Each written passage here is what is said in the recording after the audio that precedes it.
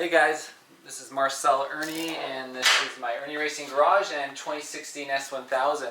I want to show changing the output shaft seals on a BMW. And Marianne, if you could bring the camera in a little closer. First step is, of course, if you look down here, I already have removed. You remove your sprocket, right, with your sprocket bolt, 32 with an impact. And of course you're going to have a nice locking collar. Sprocket comes off. And then what I did is I took on the outer seal, do you see the outside seal? There you go. The best way to get it out was I used a punch such as this, and I just pretty much took the thing and I used the hammer and I punched it into it. Oh man, the lighting is so bad. So I punched the hole right into the seal, so now there's a hole right through it. It's a metal seal on the inside. And then I took a screw and I screwed it right into it. And so if I put this down, by doing that, I was able to grab a pair of vice grip pliers and pull it right out. So unfortunately I didn't film this before I did it. You can back up. You got to zoom out.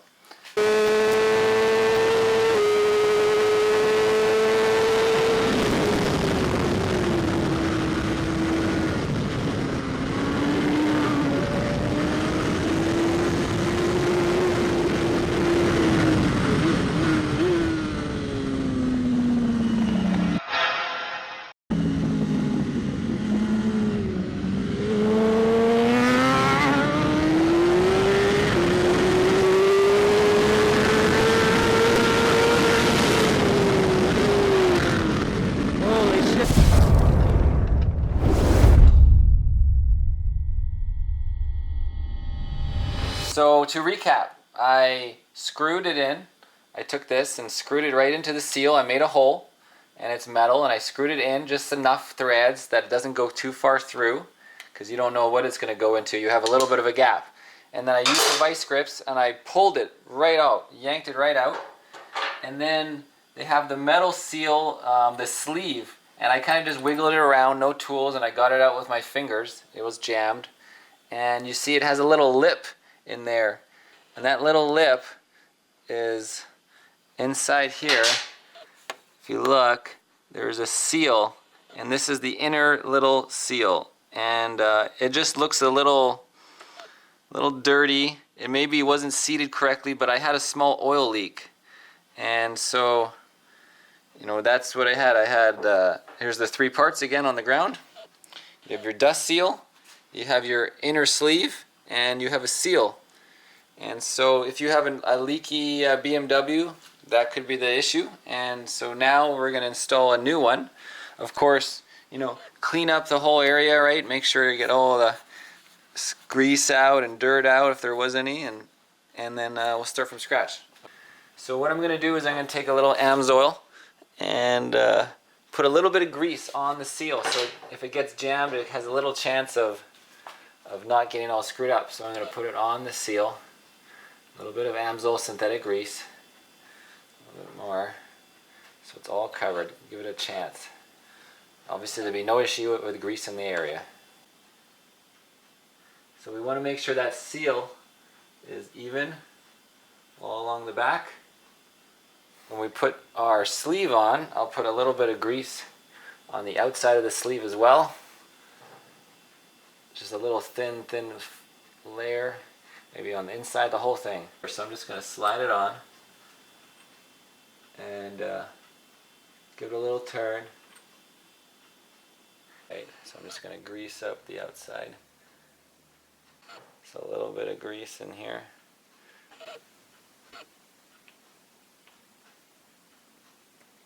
There we go.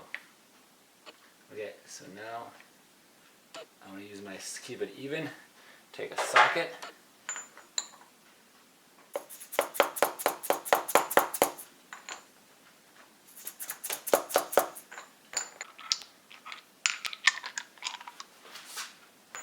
something to hammer into the center of.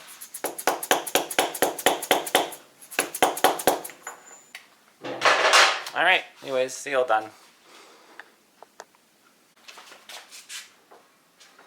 Okay, so put the wheel, I pulled the axle axle so I can get more chain room. And there we go, front sprocket. Now I can throw the axle back in.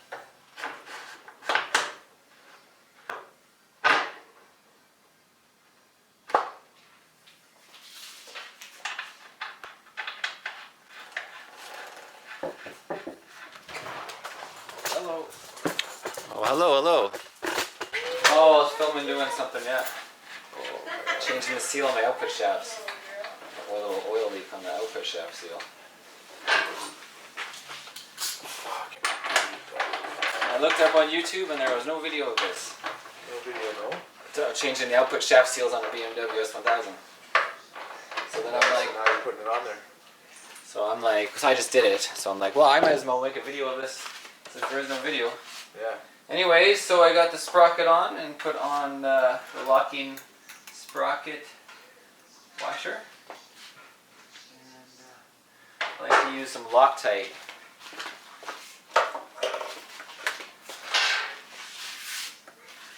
Use some blue Loctite on your output shaft threads.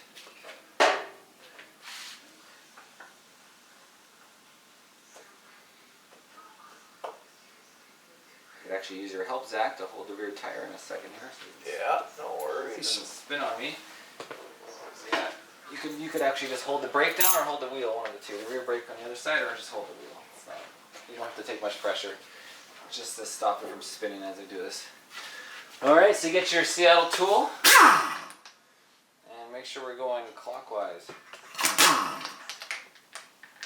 Put on your sprocket. Alright, you got it? You betcha. Alright. Keep holding it. Not holding it very well,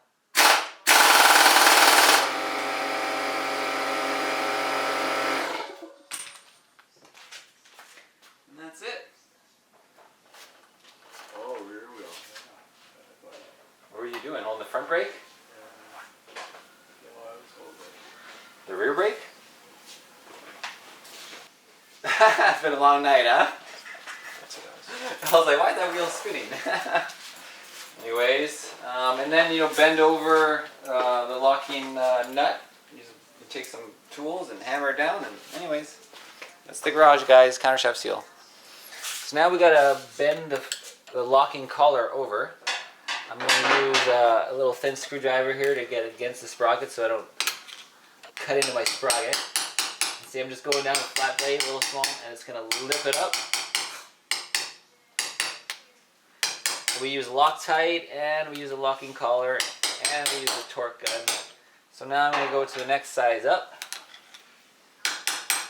These Seattle tools are nice because they have like a hammer end you can do, and I put an Allen in there if you want. This flashlight's not getting my light. There we go. It might be a good idea just to order another one of these when you take your old one off if you don't take it off very well. It takes a little bit of art to get it off nicely. Alright, and I got even a bigger one. Here's an actual...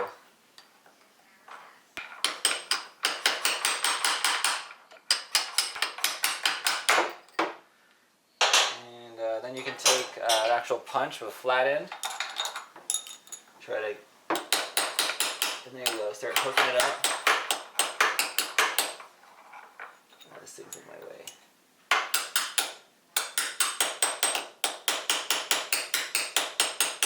There we go. Now I'm going back and forward. I keep it nice and flat.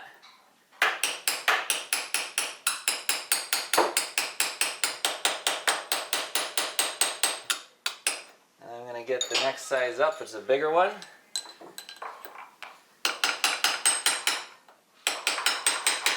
And you make it flat against the nut. There you go. That's all it takes. It's locked. See what I mean? Locked against it.